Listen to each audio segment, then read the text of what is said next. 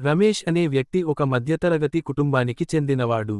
చిన్నప్పటి నుంచీ తెలివైనవాడే కాని, సమయాన్ని మాత్రం ఎప్పుడూ తేలికగా తీసుకునేవాడు.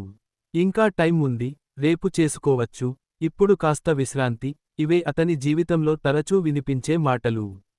చదువులో బాగానే ఉన్నా, చదవాల్సిన సమయాన్ని వాయిదా వేస్తూ, స్నేహితులతో తిరగడం, సినిమాలు చూడడం, మొబైల్లో గడపడం అతనికి అలవాటయ్యాయి.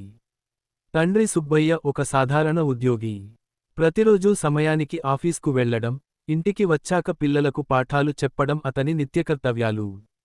రమేష్ను చూసి ఎన్నిసార్లు చెప్పినా అతడు మారలేదు. నాన్నా, మీరు పాతకాలం వాళ్ళు. ఇప్పుడు టైం అంత కఠినంగా పాటించాల్సిన అవసరం లేదు అని రమేష్ అనేవాడు. కాలం గడిచింది. ఇంటర్మీడియట్ పరీక్షలు దగ్గరపడ్డాయి. రమేష్ ఇంకా టైం ఉంది అనుకుంటూ చదువును నిర్లక్ష్యం చేశాడు. చివరకు పరీక్షల సమయంలో ఒత్తిడి పెరిగింది. ఎంత చదవాలని ప్రయత్నించినా సమయం చేతిలో లేకపోయింది. ఫలితంగా మార్కులు తక్కువ వచ్చాయి. మంచి కాలేజీ అవకాశం చేజారిపోయింది. అప్పుడే తొలిసారి సమయం విలువ కొంచెం అర్థమైంది. డిగ్రీలో చేరినా అలవాటు మారలేదు. క్లాసులు బంక్ కొట్టడం, ప్రాజెక్టులు చివరి రోజున చేయడం, ఇంటర్వ్యూలకు సిద్ధం కాకపోవడం ఇవన్నీ అతని జీవితంలో భాగమయ్యాయి. అదే సమయంలో అతని స్నేహితుడు సురేష్ మాత్రం భిన్నంగా ఉండేవాడు. చిన్న చిన్న లక్ష్యాలు పెట్టుకుని, సమయాన్ని ప్లాన్ చేసుకుని చదువుతూ ముందుకు సాగేవాడు.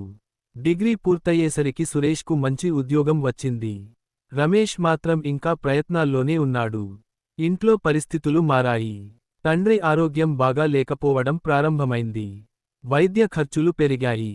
అప్పుడే రమేష్కు బాధ్యత భావన కలిగింది. కాని అప్పటికే చాలా సమయం వృధా అయిపోయింది. ఉద్యోగాల కోసం దరఖాస్తులు పెట్టినా, అనుభవం లేక అవకాశాలు తగ్గిపోయాయి. అప్పుడు కాస్త శ్రద్ధ పెట్టి ఉంటే, సమయాన్ని సరిగ్గా వాడి ఉంటే అనే ఆలోచనలు అతన్ని వెంటాడసాగాయి. ఒకరోజు తండ్రి ఆసుపత్రిలో చేరాడు. డాక్టర్ బయటకు వచ్చి, సమయానికి తీసుకువచ్చి ఉంటే పరిస్థితి ఇంకాస్త బాగుండేది అన్నాడు. ఆ మాటలు రమేష్ హృదయాన్ని గుచ్చాయి. జీవితంలో మొదటిసారి సమయం కేవలం గడియారంలోని సూది కాదని, మన జీవితాన్నే మలిచే శక్తి అని అతనికి స్పష్టంగా అర్థమైంది. తండ్రి మంచం పక్కన కూర్చుని రమేష్ చాలా ఆలోచించాడు. నేను సమయాన్ని గౌరవించలేదు, కానీ సమయం మాత్రం నన్ను విడిచిపెట్టలేదు అని అనుకున్నాడు. తండ్రి కోలుకున్న తర్వాత రమేష్ తన జీవితాన్ని మార్చుకోవాలని నిర్ణయించుకున్నాడు. చిన్న ఉద్యోగమే అయినా సమయానికి వెళ్లడం, ఇచ్చిన పనిని ముందే పూర్తి చేయడం అలవాటు చేసుకున్నాడు. ఉదయం త్వరగా లేవడం, రోజువారీ ప్లాన్ రాయడం, ప్రతి నిమిషాన్ని ఉపయోగించుకోవడం ప్రారంభించాడు. మొదట కష్టంగా అనిపించినా, క్రమంగా ఫలితాలు కనిపించాయి. యజమానులకు అతనిపై నమ్మకం పెరిగింది.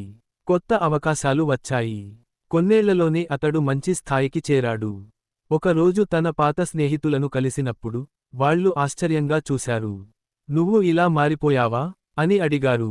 రమేష్ నవ్వుతూ ఇలా అన్నాడు, నేను మారలేదు, నేను సమయాన్ని గౌరవించడం నేర్చుకున్నాను. అదే నన్ను మార్చింది.